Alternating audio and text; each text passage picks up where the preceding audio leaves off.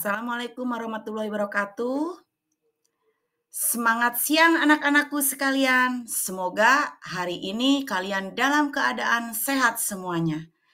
Untuk pertemuan kali ini, Ibu masih membahas tentang indeks harga. Kalau kemarin kita sudah mempelajari namanya indeks harga dengan metode agregatif sederhana atau dengan kata lain indeks harga tidak tertimbang. Nah, kali ini Ibu akan memaparkan tentang indeks harga tertimbang, di mana dalam indeks harga tertimbang ini itu ada 5 metode yang akan kita pelajari. Nah, sebelum kita mempelajari lebih jauh kelima metode itu, Ibu akan menyampaikan dulu tentang lambang-lambang dari rumus tersebut. Nah, ketika kita mempelajari indeks harga pada agregatif sederhana, kita hanya menemukan tentang jumlah harga tahun yang ditanyakan atau yang kita kenal dengan PN dan jumlah harga pada tahun dasar yang kita kenal dengan P0. Nah, pada agregatif tertimbang ini itu ada yang namanya Q atau lebih dikenal dengan kuantitas atau quantity. Nah, sama di sini juga ada QN dan ada Q0. QN artinya kuantitas barang yang di tahun yang ditanyakan. Sementara Q0 adalah jumlah barang pada tahun dasar atau tahun sebelumnya. Nah, mungkin itu penambahan penjelasan dari rumus indeks tertimbang tersebut. Nah, coba kita lihat di layar ya. Kita lihat satu persatu metode dari perhitungan indeks tertimbang tersebut. Nah, bisa kalian lihat semuanya? Untuk yang pertama, yaitu dengan metode Pasce.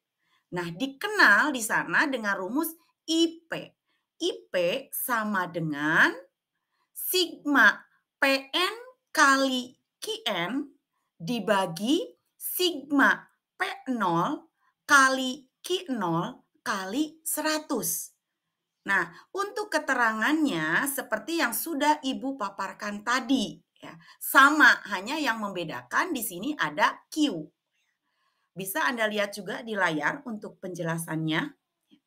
Nah, sekarang Ibu lanjutkan kembali. Untuk rumus yang kedua, ya, itu adalah menurut last pairs yang dikenal dengan IL. IL sama dengan sigma PN kali Q0 dibagi dengan sigma P0 kali Q0 kali 100. Nah, di antara rumus 1 dan 2 ini, sebetulnya mungkin yang membedakan dengan agregatif sederhana, kalau agregatif sederhana itu cukup Anda menjumlahkan per lajur dari masing-masing harga pada tahun yang ditanyakan dan tahun dasar. Nah, kalau perhitungan dalam agregatif tertimbang ini, kalian harus menghitung per jenis kebutuhan, baik di sini PN kali Q0 atau PN kali QN. Nah, itu secara per jenis barang. Ya, begitu juga sama dengan QN dan Q0-nya. Jadi masing-masing di sini kita harus menjumlahkan per barangnya. Baru kita dapat menjumlahkan secara keseluruhan dari hasil perkalian dari masing-masing jenis kebutuhan tersebut. Mungkin nanti di pertemuan berikutnya kalian akan lebih jelas dengan contoh. Kenapa Ibu lebih menekankan kepada rumus ke-1 dan kedua? Karena memang rumus ke-1 kedua ini yang memang sering digunakan dalam ujian baik itu PTS, PAS ataupun ujian sekolah. Nah, mari kita lanjutkan dengan rumus yang ketiga. Rumus yang ketiga yaitu dengan metode Drobles atau lebih disingkat dengan ID.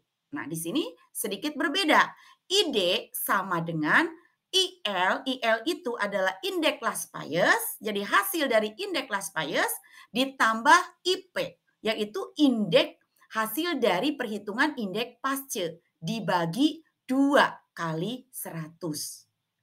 Nah, kemudian yang keempat, nah ini berbeda juga, yaitu yang lebih dikenal dengan metode Irving-Fisher. Mungkin kalian masih ingat pada saat di kelas 10 ada yang namanya rumus Irving-Fisher yang berkaitan dengan peredaran jumlah uang yang beredar yang kita kenal MV sama dengan PT. Nah, Irving-Fisher juga mempunyai rumus untuk menghitung indeks harga yang lebih dikenal dengan IF sama dengan akar dari IL ditambah IP kali 100.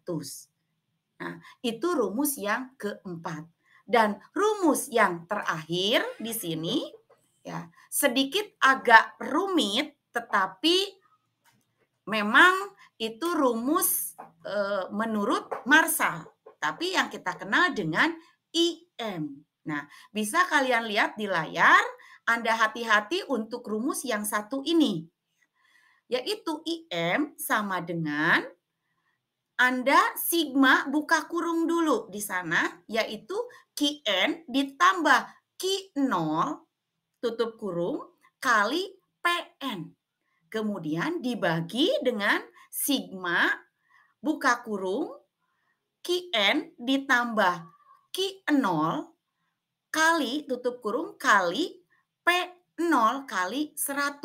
Berarti di sini yang membedakannya adalah perkalian di awal itu adalah PN tahun yang ditanyakan dibagi dengan tahun sebelumnya. Nah, mungkin untuk pertemuan kali ini, Ibu baru memaparkan tentang rumus-rumus untuk menghitung sebuah indeks harga dengan menggunakan beberapa metode, khususnya harga tertimbang. Demikianlah penjelasan materi untuk pertemuan hari ini. Semoga kalian semua bisa memahami dan mempelajari supaya di pertemuan berikutnya kita siap masuk ke beberapa rumus yang akan kita pelajari ke depan. Sekian, Ibu akhiri saja. Assalamualaikum warahmatullahi wabarakatuh.